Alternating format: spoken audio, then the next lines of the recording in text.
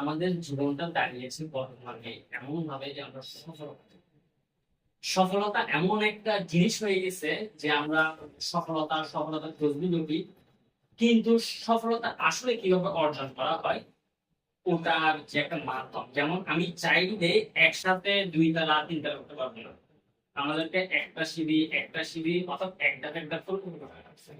ঠিক সফলতা হচ্ছে যে এমন একটা ছাদ, এমন একটা উচ্চতা যেখানে স্টেপ বাই স্টেপ প্রথম স্টেপটা কি আমাদের ইচ্ছা শক্তি থাকবে।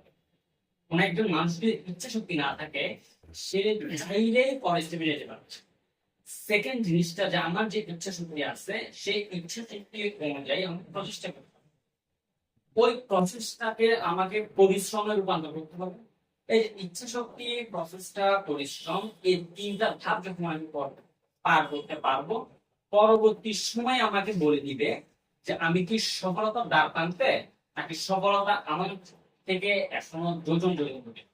যেমন এই বিষয়ে একজন মহাজ্ঞানী একটা কথা বলেছিল যে তোমরা যদি সফলতা চাও তাহলে দৌড়াও, যদি দৌড়াতে না পারো তাহলে হাঁটো, যদি হাঁটতে না পারো অন্তত হামাগুড়ি দাও। সফলতা একদিন না একদিন তোমার দরজায় এসে করা লাগবে। তো কথা বাড়ানোর আসলে কিছু নেই। সফলতা যদি অর্জন করতে হয় দিক নির্দেশনা মেনে চলতে হবে, পাশাপাশি ইচ্ছে শক্তি, প্রচেষ্টা, পরিশ্রম সকল কিছু থাকতে হবে। তবে আমরা সফলতার মূল, যার জন্য আমরা এত পরিশ্রম করছি সেটা। তো আর কথা না বাড়িয়ে আমি আমার সংক্ষিপ্ত বক্তব্য শেষ করছি এখন।